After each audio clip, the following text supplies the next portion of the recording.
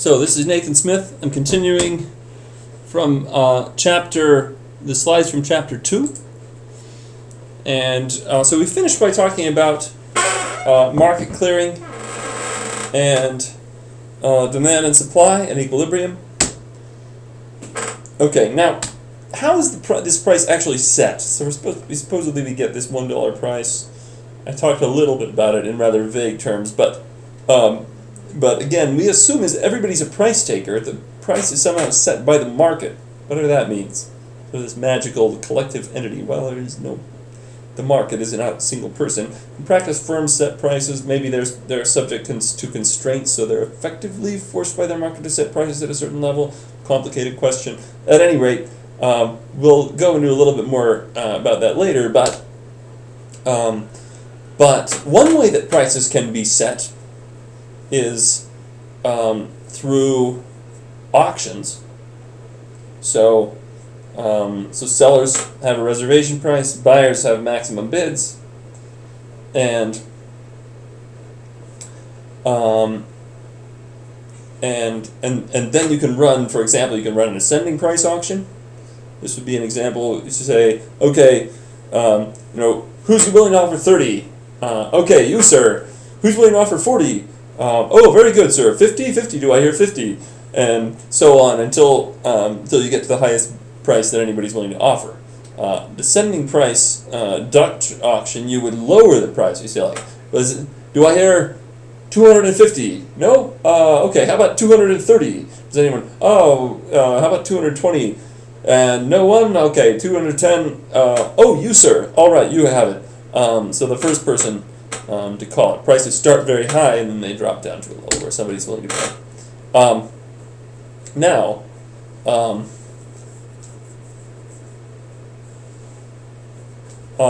when demand shifts, this is another application of this demand and supply model. We can predict what will happen if demand changes. So, for example, if there's an increase in demand, that leads to a higher equilibrium price. Initially, this might lead to a shortage if the price stays the same. But over time, prices are going to increase until the market clears. This is a little bit like the auction, I guess, but it wouldn't happen with some auctioneer. In fact, sometimes economists will imagine that there's some auctioneer who's actually calling out a series of prices and finding this gap. There'll be this sort of imaginary auctioneer who's engaged in setting the prices, finding where demand and supply are equal. And of course, there are a few real auctioneers in the real world, but nothing like they're not all over the place. But you can think of the market as sort of effectively playing this role of the auctioneer. And when there's a shortage, the auctioneer, oh well, what's my bid? Does somebody want to bid higher than that? It raises the price until you find where the market clears. One difference is that if there's a shortage, that means this stuff is getting sold. You're finding out, oh, we're running out. But we'd like to reclaim all that stuff that we sold because we can make more for it, but we didn't know that at the time, so now it's too late. So there the transactions execute before the price is discovered, so it's a little bit different in that sense. But over time, the price does get discovered. Okay. So this shows an example with the hamburger market that we looked at a second ago. We've got supply, we've got the old demand curve, and we've got the new demand curve. So the demand curve moves out, E to E prime, and, well, if the price stayed at $1, this is actually, customers now want to buy more than suppliers are willing to sell for that price. So this would lead to a shortage. This is all that suppliers are willing to sell. So you'd end up with a shortage of 6 million hamburgers. So, to bring the market back in equilibrium, the price needs to rise. And once the price rises to $1.50, that will reduce the quantity demanded. That will bring the market back in equilibrium. But not at the same price and quantity as it was at before. Notice what's happened. You've had a rise in price from $1 to $1.50. You've had an increase in quantity from 6 million to 10 million. So that's the effect of an increase in demand. Supply can shift too. So if there's an increase in supply, that will lead to a surplus, then later to a reduction in price. Prices drop, eventually clear the market. So here we imagine with hamburgers, maybe there's an improvement in technology, or beef prices fall or something. For whatever reason, hamburgers fall in price. And so if the price stays the same, then you could imagine that there might be an initial, whether you'd actually get this initial jump is hard to say, but if you assume the price for some reason is fixed in the short run and supply jumps, then suppliers are going to like, oh, now I can produce a lot more. But then they find, oh, I can't sell them. You can only sell some of. So you can only sell 6 million hamburgers at this price. You can make a lot more than that. Well, we'll cut the price down to here. Why would suppliers be willing to cut the price? Doesn't that undermine their revenues? Well, in a sense it does, but it doesn't if they couldn't sell their extra goods. If you have all these goods you can't sell, well, you're better off selling them even at a lower price than not selling them at all. And as suppliers start doing that, then they say, well, if the price is going to be bad, then I'm going to cut back my supply. It's not worth it, so then you end up with a new equilibrium at G. So there is an increase in the number of hamburgers sold relative to where we started, 6 million to 8 million. Price also falls from $1 to 50 cents. And in general, if you know what's happening to demand and supply, you can predict what's going to happen in the market. That's one reason why this analysis is so useful. So, and also, if you see what's happening in the market, you can kind of guess at the reasons why. It's another reason why the analysis is useful. So, an example, coffee. Wholesale coffee prices dropped by half between 1998 and 2004. Why? Well, could it be because of an increase in demand? No, it can't be because of an increase in demand, because that would tend to cause the prices to rise, not fall. What about a decrease in supply? No, that would cause prices to rise. What about a decrease in demand? That could cause prices to fall, but it would cause the quantity produced to fall too.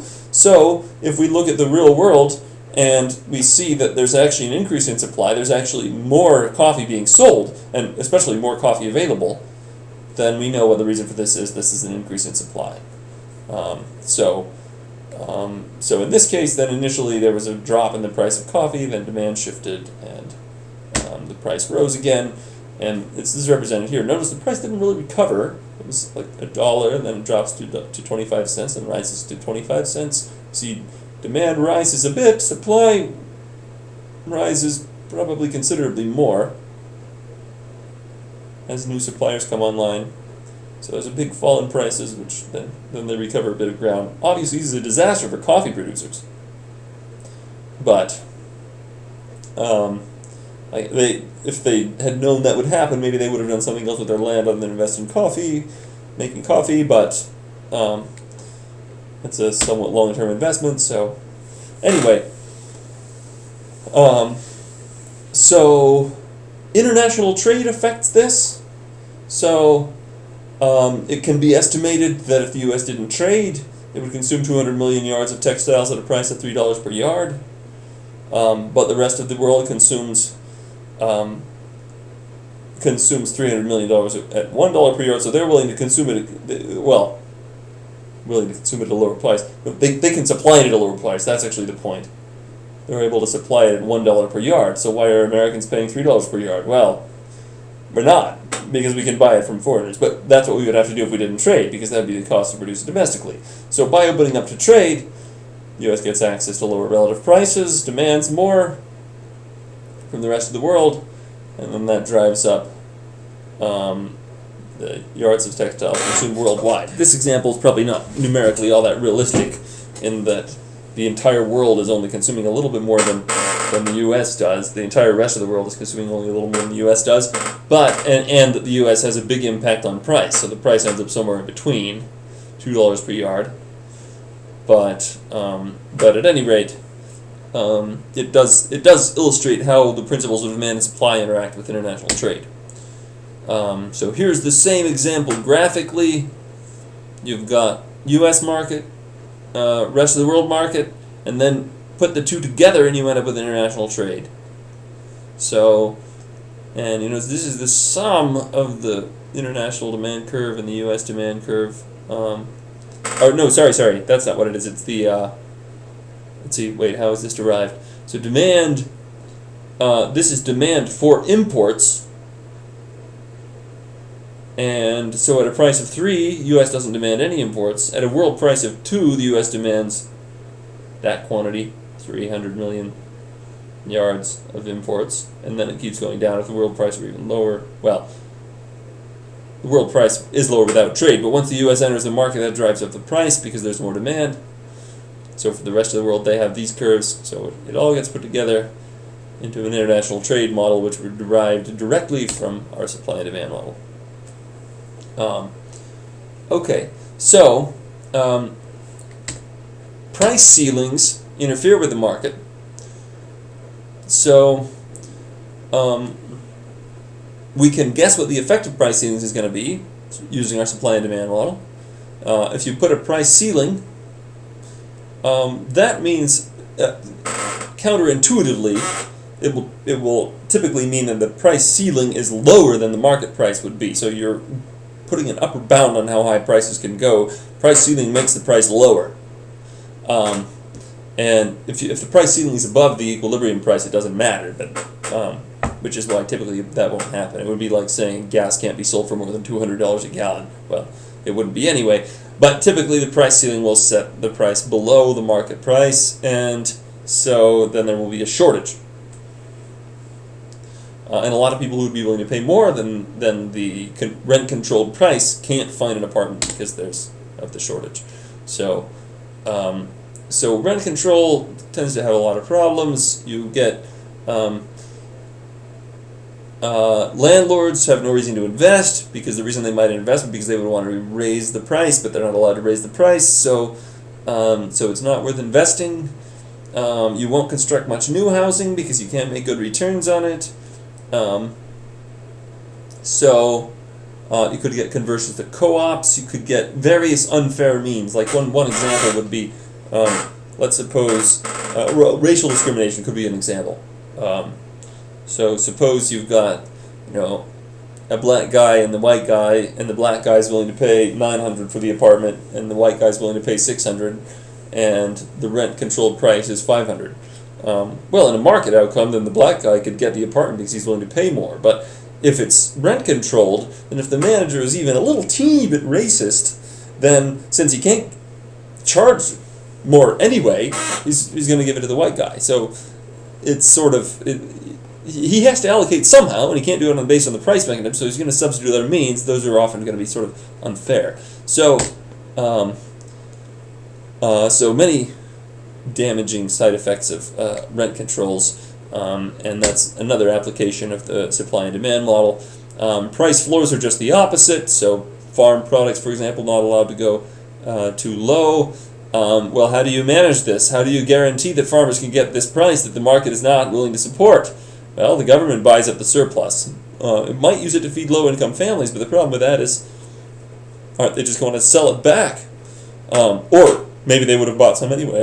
Sometimes it might just throw it away. Sometimes it might store it, but there's not really anything good to do with these surpluses if the government's trying to trying to set the price higher than what the market will bear. So if you want to regulate the economy, you can work through the market using an excise tax. That's a tax on each unit of the commodity collected from sellers. That means that even if the tax is collected from sellers, it might look like sellers are the ones who are suffering from the tax, right? Well, they do suffer from the tax, but consumers also suffer because consumers are going to have to pay a higher price. And in fact, it doesn't really matter who's paying the tax. It doesn't matter whether it's a sales tax or whether it's an excise tax, with sales tax being collected on consumers. The incidence of the tax is going to depend on consumers and producers. It actually depends on the elasticity of supply and demand, a concept of which we'll go into more later, but it really has nothing to do with who the tax is levied on, per se. And that's enough for now. Maybe we'll go over the algebra in class, but this video is certainly long.